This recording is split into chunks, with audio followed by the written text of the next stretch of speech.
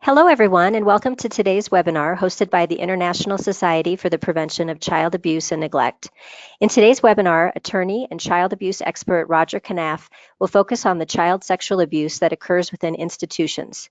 Mr. Canaff will discuss formal versus informal institutions and the risk factors associated with religious, educational, military, and sports institutions, as well as specific cases.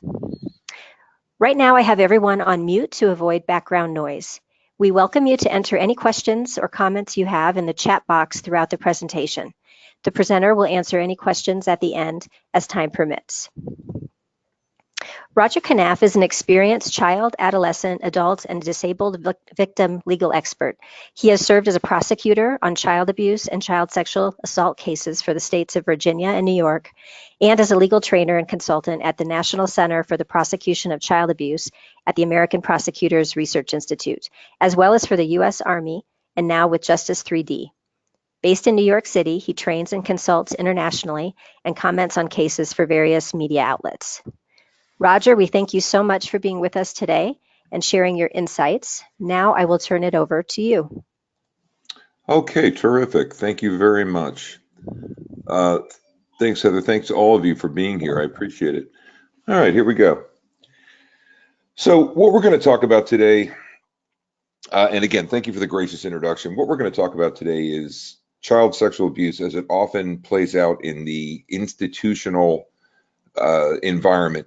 And when I say institution, I'm say that broadly, and I'll define what I mean. It's 12:02 p.m. on the East Coast of the United States. There's quite a bit of material that I have, so I am going to go through it pretty quickly. Normally, I do this presentation in a little bit more time, but I don't want you to think that just because I'm going quickly, I am trying to slide through things. You can always ask questions. It may be a little bit tough for me. I do have a questions box that I can see, and I may be able to grab a few during the presentation. But if not, I'm going to leave some time for questions when we get to the end. So I'm going to try and get through this in about 45, 50 minutes, running through the things that I want to run through. But again, feel free to let me know if you have something on your mind, and we'll do the best we can to take it up. All right. So who I represent in our standard disclaimer slide, I'm a lawyer. We can only be what we are, and this is the kind of thing that I have to talk about. So just to let you know, this is our little disclaimer in terms of what we offer for and why. Real quick, Justice 3D is a small training company. It's relatively new. It's got wonderful people. Two old friends of mine, one a retired prosecutor, the other a retired detective, are the two principals. We started the company about 2 years ago now. And of course, if we can give you any assistance or provide training opportunities or anything like that for you, or help you set up one, let us know. Okay.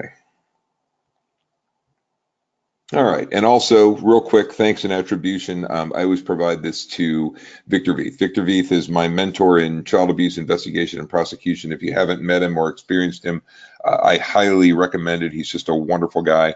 He was formerly at National Child Protection Training Center. He's actually moved on to a new assignment, which has just been updated recently, but you can still reach him through NCPTC. He's just a great guy. Okay. So let's talk about the institution and child sexual abuse. And just for brevity's sake, I abbreviate child sexual abuse as CSA, as you can see here. So as you can see, institutions, they can be formal or they can be informal. The focus is usually on formal because that's kind of what we recognize. That's where we have brick and mortar. That's where we have a headquarters. That's where we have sort of a board of directors, those things. And however, institutions can be informal as well. Both, the key is this, both institutions, whether they are formal or informal, both provide predatory people looking to harm children physically, but in particular sexually. Both provide children with those two things that you see right there. That is the absolute key, unfortunately, in the institutional context. A steady stream of trusting victims and cover and protection for what it is that they're doing. And we're going to talk about that in more detail. So when we talk about formal institutions, what are we talking about? Well, again, as you can imagine, formal institutions are pretty much what you typically think of, and it's what you see listed there. But informal institutions as well. Now, here are some examples of informal institutions that are popping up in front of you now. Marriage and family, male bonding activities, not necessarily scouting, because that's generally within a formal institution, but that kind of thing. Apprenticeship, industry, trade induction, basically bringing children into a trade or an industry, bringing them in at a high level if they are musicians, actors, technicians, things of that nation, or excuse me, things of that notion. Those are informal institutions. But again, as I said before, all institutions, any institutional setting, any setting around which we gather to sort of define our culture and talk about who we are, they do these three things. They provide a steady stream of trusting victims, of course, because the institution exists to serve children. So kids are always going to be there. That's the point. Whether it's amateur athletics union, whether it's Boy Scouts, Girl Scouts, whether it's a little league, whether it is a gymnastics, which we're going to talk about a little bit later, all of these things do the same thing. They're always going to provide children for predatory people because, again, not because the institution wants that to happen, but because the predator knows that kids are going to be coming in, they're going to be coming through to be served. It's going to conceal institutional environments are often going to conceal what the predator is doing, because we don't bring our kids to an institution in order to have them abused, right? We bring our kids to an organization in order to have them taught, in order to have them nurtured. And I'm going to say this a few times, but that's the real cruel irony about institutional child sexual assault. The vast majority of institutions do not want anything like this to occur in their midst. In fact, they find it abhorrent. It takes them by surprise. It's usually something that it's the absolute opposite of what they stand for, whether we're talking about scouting or we're talking about religion or we're talking about athletics or little league or whatever. The vast majority of the time, the individuals who set up these institutions are not looking to do harm. They're looking to do the opposite of that. It's predatory people, unfortunately, that come in, and they're coming in, again, one, because they're going to be provided with victims, two, because their nefarious activity and intent is going to be concealed by the fact that they're doing something decent. And here, the third one that you see a little bit more in beige, this is where institutions misstep. Even though in the vast majority of the time, institutions don't look to, are not seeking to do harm, where institutions misstep, where sins occur, where bad things happen, is when the institution has to make a choice. And the choice the institution makes in far too many cases is to protect, rather than expose the individual who has infiltrated them without their knowledge in order to harm children. Instead, they seek to protect that individual. And that, of course, just runs on and on. All right, so if we're talking about this, we can often talk about the Roman Catholic Church crisis only because it happens to be a particularly good example. I want to say a few things at the outset. First, I am a practicing Roman Catholic. They may kick me out, but they haven't yet, and I was confirmed Catholic. I was raised Catholic. I continue to practice. I have some strong deist tendencies, but at the end of the day, this is still my faith. So I don't want anybody to think that, oh, well, here he is. He's about to bash Catholics. That's all those people do. I also want to say that the Roman Catholic Church is probably the largest organized religious institution on the planet Earth, but it is hardly the only. In fact, every single religious institution that you could possibly name somewhere has this problem. We see this in Judaism, we see it in Hinduism, we see it in Islam, we see it in Protestantism, we see it all over the place, we see it all over the globe. So I don't mean to single out the Roman Catholic Church, despite the fits and starts and the progress and the good things and the bad things that we're still hearing about as this crisis unfolds. It just happens to be a decent example. Okay, so here's what I can tell you. And this is also the spiritual heartbreak of my lifetime. Again, as somebody who is a practicing Catholic, as somebody who is a part of this faith, this was an extremely devastating thing for me to experience, as it was for literally 1 billion Catholics worldwide, millions and millions and millions of people within the faith. Here's what happened. It was roughly the early 1990s, a few years before I got into law school and before I had any real knowledge about the dynamics of sexual assault and child sexual abuse. There were two competing theories that, in my experience, emerged in the early 90s to sort of explain, well, okay, it appears that the Roman Catholic Church has a quote unquote predator problem. What's that about? We now know that literally every religious institution, large or small, has a similar predator problem. It's just across the board. But the Catholic Church was one of the first ones to be exposed. So the commentators and psychologists and various people supposedly in the know at the time put out, in large measure, they put out sort of two competing theories. The first theory that I heard was, well, the reason the church has a predator problem is because of Vatican II. And those of you who are not familiar with the Catholic faith, Vatican II was the second major Vatican council. The first one was, I believe, in the 16th century or around there. The second major Vatican council was, I believe, led by Pope John the 23rd, and it was a major overhaul of not necessarily dogma and core religious belief, but of religious practice. How is the church going to interact with lay people? Prior to Vatican II, the Mass was in Latin, and it was a much more conservative existence. They were much less tolerant of other religions, etc. So Vatican II was definitely an opening of the church to lay people. It was a different way, sort of being Catholic and thinking about Catholic tradition and things of that nature. So there were a lot of people who looked at this crisis and said, oh, well, that's the problem. It's liberalization. Vatican II was a liberal move. It made the church different. It opened it up. It allowed for different types of people to become priests. The old stricture and discipline is gone, and that's what happened. We've got an influx of gay priests. We've got an influx of predatory priests. And unfortunately, a lot of people on this side tend to conflate homosexuality with the urge to harm a child, which is absolutely nonsense. There is zero connection between a person who identifies as homosexual and a person who wants to harm a child. They are two totally different things. And in fact, most child molesters don't identify as homosexual. But in any event, you had a lot of conservative people saying, well, that's the issue right there, folks. In a nutshell, Vatican II is what did this.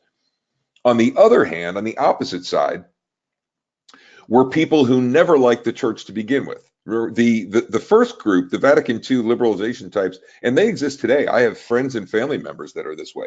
They're just very, very strict conservative Catholics who love the church and think that Vatican II and liberalization helped to create a lot of problems. On the other side were people who never accepted the church, just didn't like it, just don't think that the church is a good idea, and they think that it's frankly creepy. They think that pulling men into the priesthood or young women into the religious life at a young age, clamping down on their sexuality right when they're, just sort of going through puberty is a bad thing, making them dress in flowing robes and light candles. This stuff, it quote unquote warps them. It turns these otherwise decent men into predatory people. Okay, both of those are wrong. All right, I can say with quite a bit of confidence after doing this for 25 years and studying with the very best men and women in the psychological field when it comes to this stuff, neither of those was the case. It was neither the liberalization of the church. And by the way, I'm not giving an opinion on whether or not Vatican II or liberalization was correct. That's the last thing I would do. That's way above my pay grade.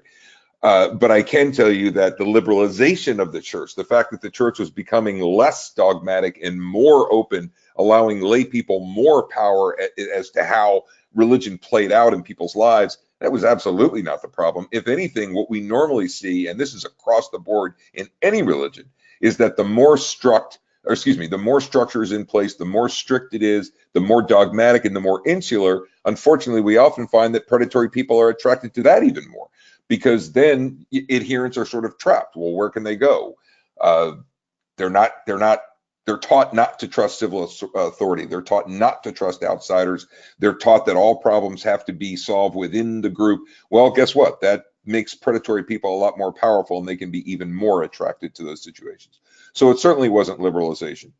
And it's also not the case that the church turns men creepy or turns men into predators because of denying them sexuality. Here again, the last thing I'm going to do is make an opinion about celibacy. Celibacy's been in the church, to my knowledge, for about 1,000 years. I've heard different reasons for how it came about.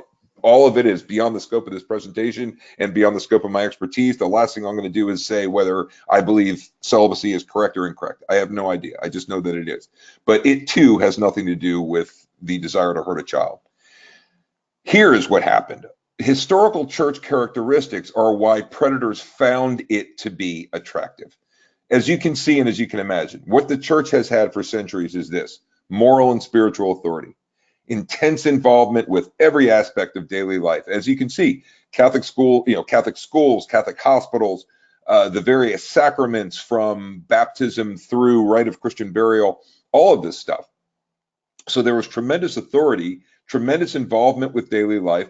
And there was also, of course, because it is a global institution, there was powerful backing, and there was literally a global reach. The Vatican, as you may know, is sovereign. It is a sovereign state. It can move people around with diplomatic, what are called diplomatic packets or parcels, so that the papers can't be read. They have the same type of authority as any other sovereign state, whether it be France or Russia or the United States or Azerbaijan. They are more or less treated that way. So what the church provided over the centuries for predatory people, for people who looking to harm kids, are these things that we've already talked about. There's going to be a steady stream of trusting, relatively helpless victims that are always going to be coming in, because the church is supposed to be a part of their lives, from baptism through death. There's going to be a cover, particularly if the predatory person, and this is going back a few generations, but particularly if the predatory person had no sexual interest in adults. If you don't get married, I'm 51, not yet married. People really don't look at me strangely anymore, but 2 or 3 generations ago, that would have been, okay, well, he's either a homosexual or there's something wrong with him, or, marriage was just such a staple part of our culture and most Western culture, and really globally.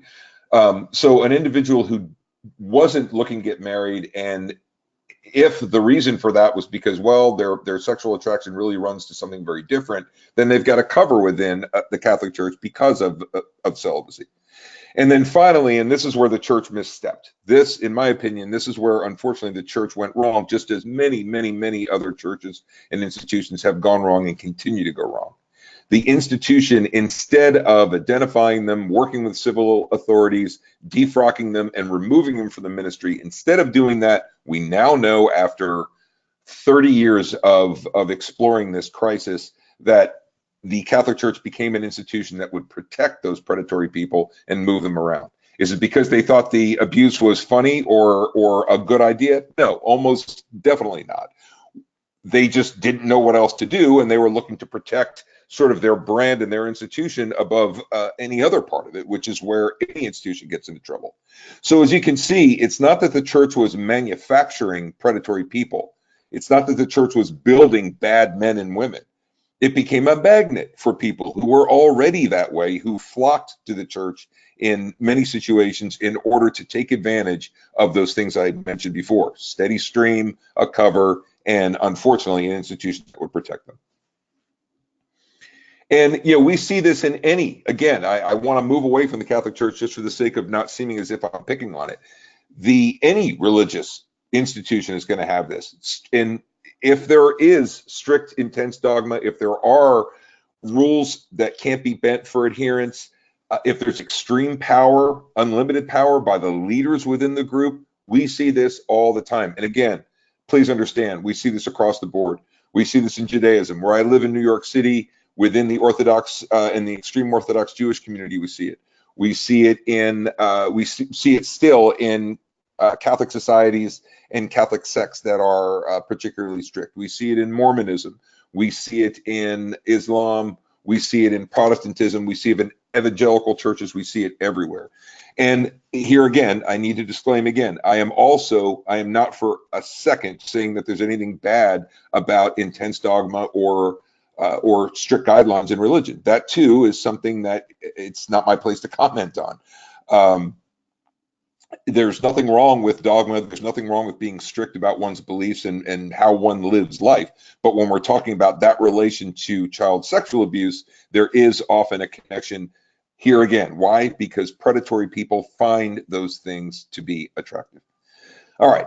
I'm going to go through this quickly so we can get into our case study, because what we're going to do with the last few minutes before we start taking questions is we're going to talk about a particular disaster, and I don't use that term lightly, that took place at Michigan State University just recently. It was all over the news, and I'm sure all of you have heard about it. It's the case involving Larry Nassar, the famed, now infamous gymnastics coach who was involved with both USA Gymnastics and Michigan State University. But real quick, Let's just talk about a few other things. Educational institutions, colleges and universities. Here too, we're going to have a steady stream of trusting victims. Kids are approaching college, kids are approaching school. We see this in specialized schools.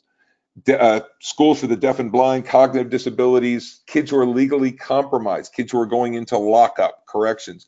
These kids are extremely helpless. They are often in a perfect position, unfortunately, to be sexually abused by predatory people who seek out those environments. We see it in the military environment. Why? Here again, not picking on the military at all, but the military has, what does it give us? Or what is it, I should say, what it gives us is protection and freedom. What it demands from its membership, because it has to, are the things that you see here. An intense focus on group well-being, a stress on quote unquote unflagging enthusiasm. There's an immediate recognition of power relationships. If I'm in the military walking down the street, I can take a look, in the case of the Army, I can take a look near the center of somebody's chest and I can say exactly where I stand versus them in terms of the order of rank and authority. And it's also a situation where, for right or wrong, aggressiveness is often rewarded, and that's something that all military and paramilitary organizations have to worry about. Same thing with, as we see here, same thing with police in particular. The fact that there's the authority of uniform, there's the arrest power, all of that stuff. The great majority of people who go into the military, the great majority of people who go into the police, into game warden, into those sort of law enforcement type protective situations, they're doing it for the right reasons. They want to do the right thing. Of course they're human, of course they fail. But in general, most people do this because they want to do the right thing. However, as with anything else, we always have to be hyper vigilant because bad people are going to seek to get into these environments and turn them on their head. They're going to get into these environments, and rather than believing and honoring these things that the institution rightfully honors, they are going to use those things. They're going to abuse them. They're going to laugh at them. And this, by the way, is what I tell. When I was working for the Army, or when I have done training within paramilitary environments for police, well-meaning men and women come to me and say, "Well, why us, Roger? If this is something that's happening, if there are predatory people looking for weaknesses, looking to abuse institutions," which is exactly what they're doing, "why did they pick us?" And I would say, they picked you exactly because you are considered benevolent, and you're considered decent, and you're considered a character builder, and you're considered something that society values. There may be predatory people seeking to infiltrate reviled institutions like the Ku Klux Klan. That might be happening, but chances are a lot of people will say, no, I'm not going to seek to go there if I'm looking to harm children, because that's a reviled institution. It's an institution that correctly people don't trust and don't look up to and don't like. I'd rather seek an institution to infiltrate where people will think, wow, what a good guy you are for being attached to that, because that will give me the greater cover, that will give me the greater access. Athletics and scouting, that's what we're going to get into in just a second. Same thing. It's a great character builder. It's valuable, but it can isolate, and it can involve the same attractive features of what we saw in religion and other environments. All right, so before we get into the sort of the home stretch, before we talk about the Nassar case, invariably this happens. Somebody will ask me during a webinar or at some point, if I'm doing a live presentation, well, what should I do? I run a little league, or I am on the board for a summer camp, or what are some protection tips you can give me? You got to give me something. You can't just walk away. And I understand that. And these three on the right are the ones that I always stress. Whatever the institution is, if there's one child involved or 10,000 children involved, there should always be 2 adults with any child or group of children. Always 2. The 2 adults check each other. The 2 adults, and again, all of these things. Here's another one. Don't rely simply on background checks. Why? Because most predatory people have not been detected by the criminal justice system, and the background check's not going to do you any good. And of course, regularly review policy, systems, and situations. And I would add on to that, bring in, I'm not trying to make more work for myself, but bring in outside people who can help you assess, who can give you an honest take on what's going on. Here's what you're doing right. Here's what you're not doing as well. These are very basic protection tips, and they are absolutely not foolproof. But here's the thing, folks. What these tips really do, what they really seek to do, is simply make your organization less attractive to predatory people. That is the name of the game. It's not so much that if you follow these things, you'll never have a problem. It's that if you follow these things and your institution blares out to the world that they value and that they follow these things, then what you're going to have almost all of the time is a situation where the predatory person says, you know what, I'm going to move on. I'm going to go down the road to the next organization that doesn't have these basic rules. That's what you're trying to do. You're not trying to make your institution foolproof. You're trying to make your institution as less, or excuse me, as unattractive to predatory people as possible. All right. So let's talk a little bit about USA Gymnastics. Again, I'm going to have to go through these quickly, but this is the basic story of Nassar, and I'm going to give you a basic timeline. So this is what we know. 332 victims of just this terrible, terrible person over, gosh, about 30, a little bit more than that, about 35 years. These are the basic numbers. Well, what do we know about how this began? What do we know about Dr. Larry Nassar, who unfortunately is the person, just the miserable human being who's at the center of this? Well, as you can see, he began working with USA Gymnastics. And remember, Nassar was tied to two major institutions, and probably actually a few more. But the two major ones he was attached to was USA Gymnastics, which is a very important, very, very large youth gymnastics organization that spans the entire United States. And he was also affiliated with Michigan State University. So these are just sort of his basic background.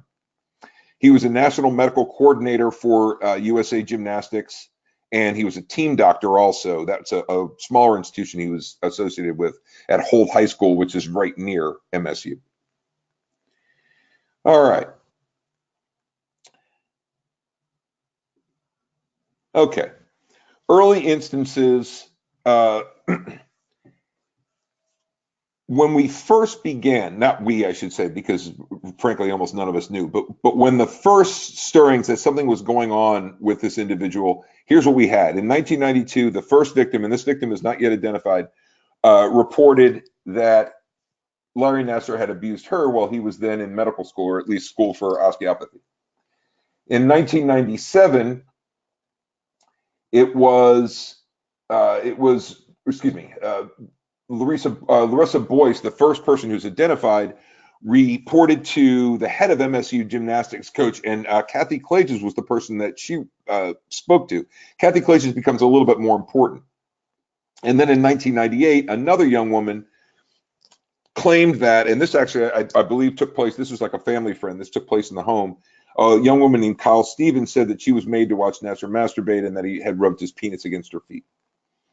The first response. Now, okay, so you've got those first three initial complaints. The first response comes from Klages, MSU's women's gymnastics coach, as you can see, for decades. As you can see in bright yellow, that's what she said. I can follow this. There's going to be serious consequences. Boyce, one of the young women who reported, said, I don't want to get anybody into trouble. And that was it.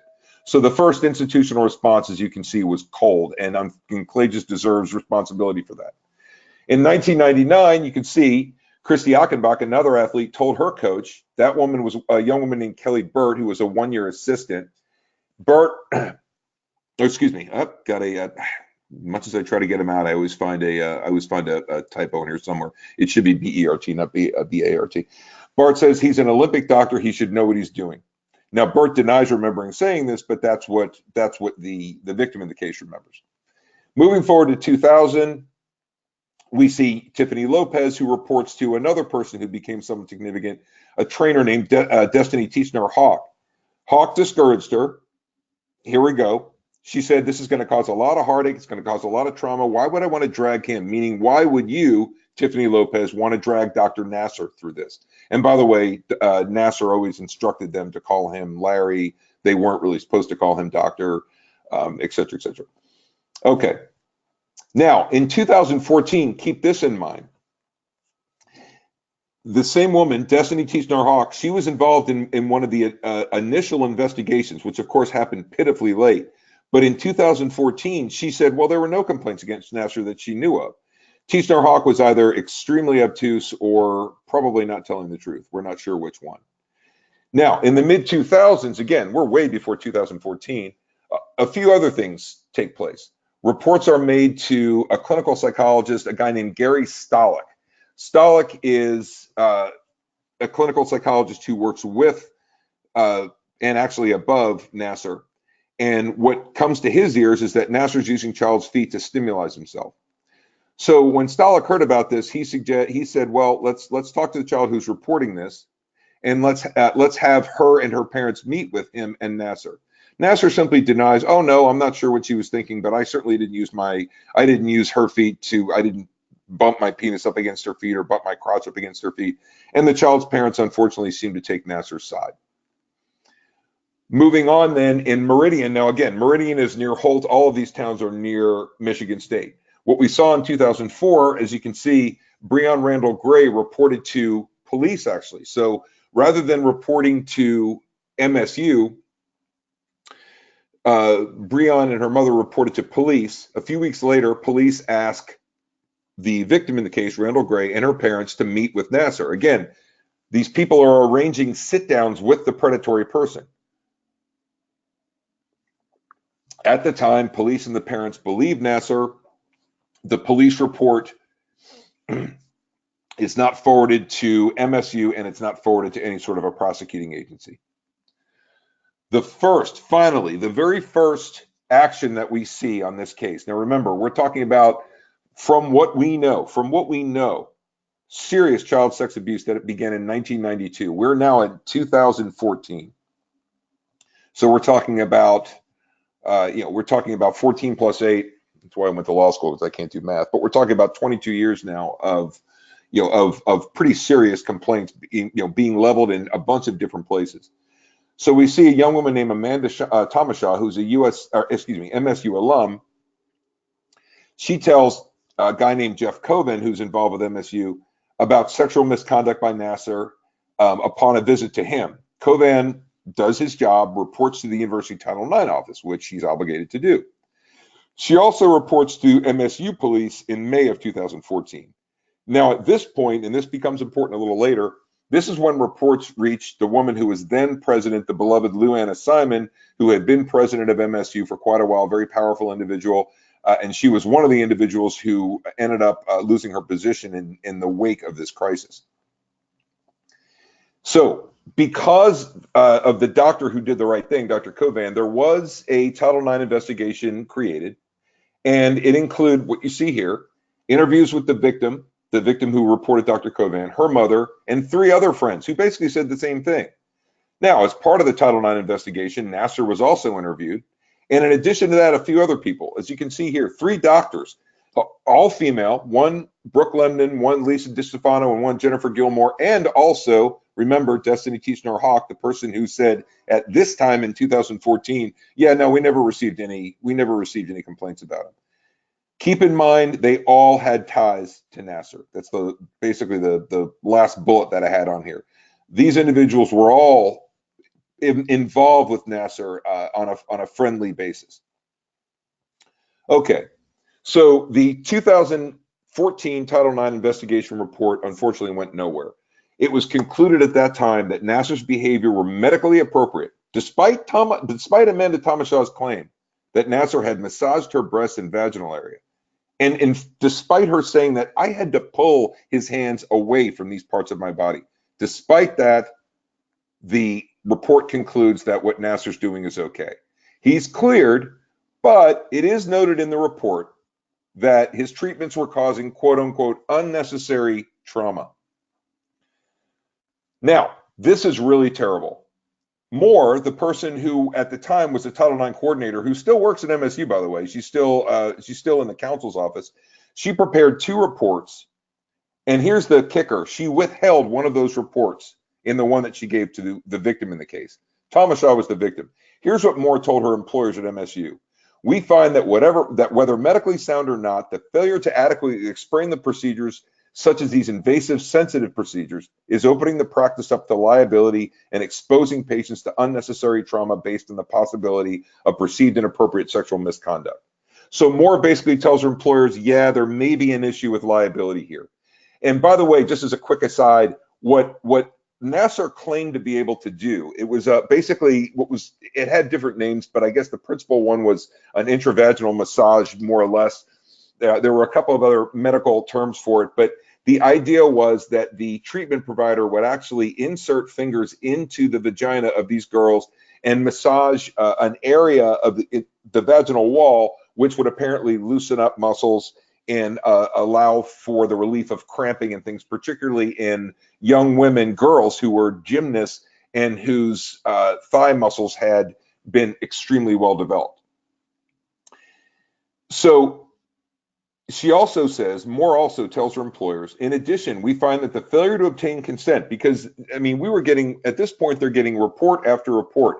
Girls are coming to them and saying, all I know is Larry tells me to lay down. Larry tells me to try and relax. Next thing I know, his fingers are inside me, inside my body, inside my vagina. And in many cases, he's also rubbing other parts of my vaginal area. He's rubbing my breasts, or he's bumping his crotch up against my body. This is what they're seeing. Moore says, in addition, we find that the failure to obtain consent from patients prior to the procedure is likewise exposing the practice to liability. If the procedures can be performed skin on skin or over clothes in the breast or pelvic floor area, it would seem patients would have or should have the choice between the two. This, however, is what Moore told Township. She did not give Township any of that other information. She simply said, we find the claim helpful in that it allows us to examine certain practices at the MSU Sports Medicine Clinic.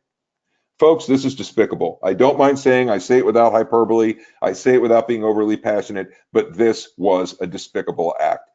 The Title IX investigation then ended in July 2014. Nassar, as you can see, was cleared, but there was an MSU police investigation that continued because of some other details. However, all of this time, neither MSU nor USA Gymnastics suspends Nassar.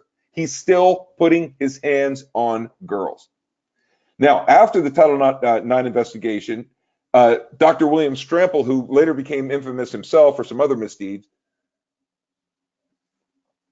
Strample says, listen, Larry, you need to have another person in the room. When you're treating patients, you need to limit skin-on-skin contact. Strample said, because Dr. Nassar was cleared of all charges and exonerated, he did not see the need to follow up or ensure. So basically, Strample said, yeah, we've heard about some discomfort. We've heard about some issues. So we want you to just be a little bit more careful and make sure there's somebody else in the room. But I'll never follow up to see if you're doing that. Again, despicable. Moving to 2015, MSU police forward Tomashaw's report. Remember, she's the one who initially came to local police to Dr. Covan to get the Title IX investigation started. They forward her report to a nearby county prosecutor's office. Now, that county prosecutor's office declined to follow charges, but only after 1 year. During that year, again, Nassar is still providing hands-on treatment to young girls. As you can see, Kelly Johnson, an MSU detective, spoke with Nassar in December 2015. She told him, look, prosecutors not pressing charges, but you've been reminded you're on notice. You need to have a chaperone in the room, and you need to explain your procedures. At least that's what was according to her report. And then finally, in 2015, reports of abuse reach USA Gymnastics. Remember, Nassar's not only affiliated with MSU, he's also, doing hands-on, quote-unquote, treatment with dozens and hundreds of girls who are involved in USA Gymnastics, and these girls are as young as 9. USA Gymnastics says, all right, don't call the police. First things first, folks, if ever you're working with an institution and your kid is involved or somebody you care about is involved or a sense of justice or your conscience is being tweaked and an institutional leader says, don't call the police, we've got it handled. You know what you do? You call the police. But USA Gymnastics told parents, don't call the police, we're going to open an investigation. So they did, and their investigator actually did the right thing. They said, get this guy in front of a law enforcement person. The USAG investigator absolutely recommended that Nassar be turned over to authorities. And all this time, he's still treating patients. Then I'm just going to go through this very quickly. There was a situation where the FBI did get involved with the case. USA Gymnastics involved the FBI. There were 3 principal complainants. As you can see, these women were around the country. The FBI just kind of dragged their feet on this. They never really got a coordinated case going. And at the time, the FBI said, well, this was a tough one for us because it involved, quote unquote, trans-jurisdictional issues. The FBI is a federal law enforcement agency. I'm not sure why they can't deal with trans-jurisdictional issues, but that's what they claim. However, they did interview at least one of the victims by phone, but there was no further action until the following year. Now, keep in mind this horrible statistic. 40 girls and women were molested by Nassar between July 2015. That's when the USAG investigator said, you need to turn this guy over to the authorities, and September of 2016, when the FBI was sort of very slowly taking action, but still dragging its feet. Finally, getting into the home stretch in 2016, Rachel Denhollander, bless her, this courageous young woman came forward. She's now 34, former gymnast and victim. She files a criminal complaint with MSU police. William Strample, remember, he's the supervisor of Dr. Larry, who says, hey, Larry, you need to have another person in the room, but I'm not going to follow up. I'm just going to trust that you're going to do what I say. Strample becomes aware of Denhollander's complaint, wishes Nassar well, takes his side according to emails that were unearthed during the investigation. Finally, Denhollander comes forward and presses and says, no, I'm not going away. My mother was present during some of these abusive exams, but Nassar positioned himself to block her view.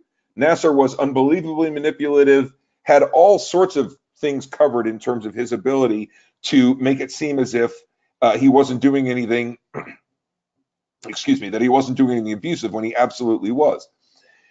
Here's the thing, the reason I highlighted this in bright yellow, it was only after child pornography was found on Nassar's computer in late 2016. It was only after that Denhollander was taken seriously. Rachel Denhollander was not taken seriously because she kept on. Rachel Denhollander was not taken seriously because she refused to give up. She was only taken seriously by Simon, the president of MSU, by USA Gymnastics, by the police, and then by the wider world when child pornography was found on Nassar's computer. And by the way, folks, you know what kind of computer it was? It was a work computer. Nassar's computer could have been searched at any time. Child pornography was found on his work computer. All of those complaints, all of those suspicions, anybody at any time could have said, Larry, give us your computer. We're gonna give it to a forensics expert. They never did that. It was only when child pornography was finally detected on his computer that the entire case came crashing down. And the rest of it, a lot of it was already in the news. Nassar was sentenced to 60 years, of course. He did additional time in Michigan State Court. 156 very brave, very courageous women testified. President Simon was forced to resign begrudgingly, and frankly, Simon has never, in my opinion, has never really accepted responsibility for this. She basically says, well, it was all going on in levels beneath me, and I guess somebody had to pay, and because people were angry, and yeah, you're right, Prez, we were angry, so goodbye. And of course, MSU agreed to a $500 million fine with those aforementioned 332 victims. Also, the USA Gymnastics, remember, it wasn't just MSU here. USA Gymnastics also had issues because of this. All of its leadership tendered their resignation. There was a marvelous investigation done by the Indianapolis Star, the Indy Star newspaper in Indianapolis, uncovering all sorts of things, and you can see the details here. In addition to Nassar, there was also a Georgia case in which a coach was preying on young female athletes for 7 years after USAG dismissed the first of 4 warnings about him. So as you can see, it's not just Nassar. These organizations, these institutions were failing children for decades. So a few other, just briefly, a few other actions. Michigan State Attorney General's Office took action against Kathy Klages. They took action against William Strample, and they also took action, of course, against Lou Anna Simon herself, actually 2 counts of lying, a misdemeanor. Here's a great quote to end this up with from Denhollander. For 16 months, I and other victims of Larry have been pleading for answers as to how he could have been left in positions of authority when MSU officials had been warned of his conduct. And for 16 months, MSU and other organizations have deflected. They've told half-truths. They have closed ranks around themselves and refused to acknowledge dynamics that allow a pedophile to flourish in their midst. Last month, This is a great quote from William Forsyth. And this is, well, actually, last month is when I gave this presentation in January. It was actually a couple of months ago now. I believe it was in December. This is Forsyth's take on it.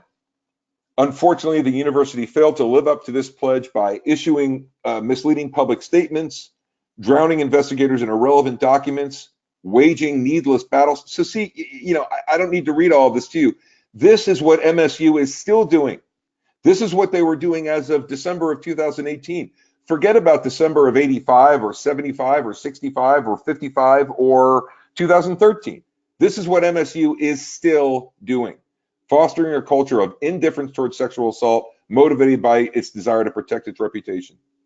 Do these institutions want children to be abused? No, they don't. But do they allow it because of laziness and because of an unwillingness to act and because of a desperate need to protect their brand? The absolute, just unavoidable answer to that question, irrefutable, is yes. And all of this, keep in mind, all of this was taking place in light of the Jerry Sandusky. Perhaps one of the most despicable things that you could possibly imagine about this is that all of this was happening in light. By 2014, we knew about Sandusky. We knew about the monstrous machine he had created in his environment in Penn State. So going forward, I think what we need to do, and I'm going to take questions in just a second now, is we need to reduce the power and mystique of institutions. As you can imagine, we have to value the individuals in them more than the brand of the institution. We need to explore what inspires sexual violence. Right now, we really don't know. There are different theories out there. There are different ways people point to it. Where does this desire come from? But we don't know. And instead of just demonizing individuals who do this, there are a lot of people that would love to throw Sandusky and Nassar into fiery pits of hell and everything else. And that's sort of an understandable instinct, but it's not really what's going to get us forward in terms of understanding where this pathology comes from. Being realistic and fair about prevention just means let's not put this on our kids. It's not our, I mean, it's fine that we teach kids, make sure you tell me if somebody's making you uncomfortable. But frankly, it's our job to protect children, not their job. And finally, we have to abandon baseless ideas that most sexual violence is fabricated. It is not. Absolutely, children can lie. Anybody can lie about any crime. I would never say that an allegation of sexual abuse is or could never be made up. It can be. But frankly, it's very rare. It almost never benefits the child. And when it does happen, it usually comes unraveled very, very quickly. And then here are some resource organizations, just some individuals that I've worked with who I admire very much, just various groups that you can reach out to. And of course, Justice 3D, www.justice3d.com. If we can assist you, we would absolutely love to. It is now 12:48. We've got about 12 minutes. I'm going to go ahead and turn this over to my gracious sponsors and see if there are any specific questions that I can answer before we move on. Okay, great. Thank you so much, Roger, for all that information. We do have a few questions, and you've addressed this a little bit. You talked about how Michigan State University has not changed so much. Have you seen any evidence of institutions making changes as a result of the Nassar case? Yes, we are seeing it, but it's still slow. We are seeing it. We're seeing institutions that are coming forward and saying, hey, we haven't had any complaints, but do you mind doing an assessment? So yes, there is progress being made, but it's slow. Frankly, the slowest progress are in places where there's already a crisis. Unfortunately, in institutions where we know we've had problems, oftentimes those institutions are saying, all right, well, how much worse can things get? We know we've had a problem, but we don't want anybody else under the hood right now.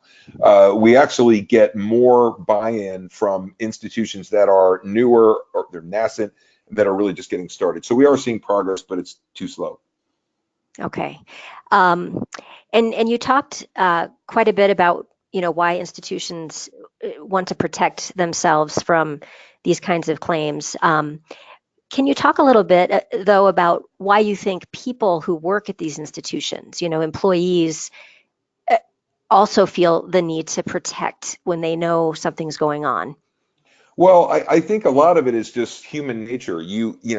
Individuals who are predatory against children often are manipulative. They are often extremely charming and they compartmentalize their crimes and sins very, very well.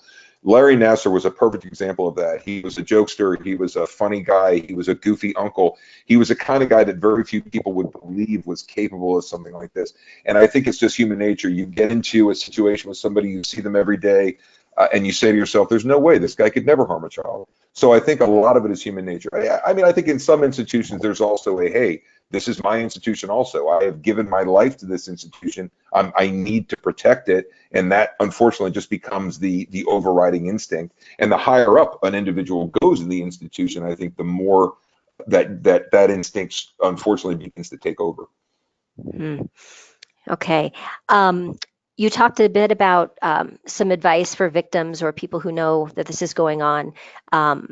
You suggested that they call the authorities. Are there any other tips or advice for victims or people who know about things going on in institutional settings? Well, I mean, being a whistleblower can be a very difficult thing. So, I mean, I don't want to be flip and say, yeah, call the police. When I made that statement, I was talking more about, for instance, there were dozens of parents who were expressing concern to the leaders of USA Gymnastics. You're talking about a gymnastics association that thousands of girls are involved in. And when, dozens or hundreds of parents come forward and say, what should we do? If the institution says, just hang on, relax, please don't go to the police, we're going to take care of this. That's when I say you should absolutely distrust. An individual who is experiencing sexual violence or sexual abuse, or who knows about that happening, I mean, I absolutely would encourage reporting, but I think what that individual needs to do is take care of themselves first and foremost. I mean, no question. Yes, I believe in interaction with civil authority, and I think that's the best thing to do. But what I would want, if a person, particularly a person experiencing abuse, is what's the trusted adult that I can go to? Hopefully that's a family member, but if not, is there somebody else that I can go to? Is there a teacher or a coach, somebody that I feel will keep my interests, my best interests at heart? But it's never an easy situation.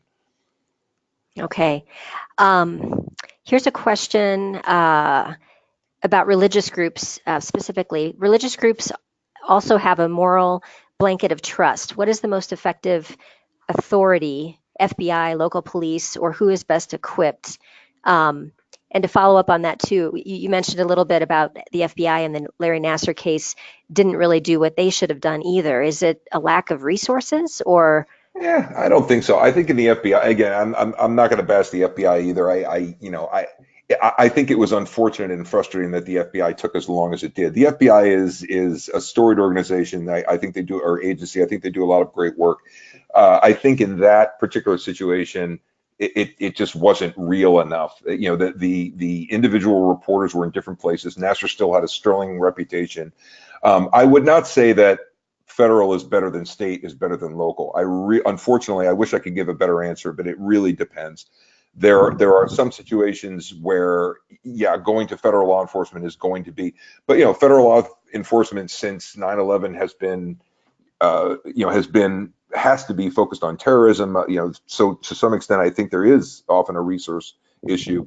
I find that state level agencies are often pretty good. State attorneys general and state investigative agencies, I think, are pretty decent. And then as far as the local police agencies go, it completely runs the gamut. There are some that are marvelous. There are some that just don't have the resources. It really just depends. But, a happy medium might be the state, I think, in a lot of these cases. Okay. So you talked about these incidents being reported to the Title IX office in the case of Larry Nassar. If you think about different types of institutions, are there some that have stronger laws and policies than others? Oh, absolutely. Do you see that as the way forward, is that the laws and policies need to be in place? Yeah, and the policies really, again, like I said before, what you're trying to do, if you run an organization, or if you're a part of an organization, or if you have any influence over an organization, the goal is not to make the organization foolproof. The goal is not to make the organization an impenetrable fortress against predatory people, because that's never going to happen. It's not possible. But what the institution can do is make itself unattractive. Just make itself the joke that I sometimes tell is, if you go out and you spend $2,000 on a security system for your home, and what's the last thing they give you? They come in, they set up the alarms, the wires, the points of contact. The last thing they give you is a 15-cent sign and you put it in your yard. And guess what? Of all the money that you spent, the most effective part of it is probably that little sign. So I would never suggest that somebody takes the sign out of their neighbor's yard and puts it in their yard. That would be stealing. But I can say that sometimes just the idea that, this is in place, the person who is looking to burglarize houses on that block says, you know what, I'm not going to take a chance there. I'm going to go on to the next house that doesn't have that. It's the same thing with institutional protection. An institution that says to the world, this is what we do. We only allow 2 adults. We require 2 adults if there's 1 child or more than 1 child. That never varies. No adult is ever going to be alone with any of our kids. Also, periodically, we bring in outside assessors to take a look at how we're doing. And if anybody has a complaint, we immediately turn that complaint over to civil authorities. We don't bury it within, and we don't try to deal with it ourselves because we understand we're professionals at serving children. We're not professionals at law enforcement.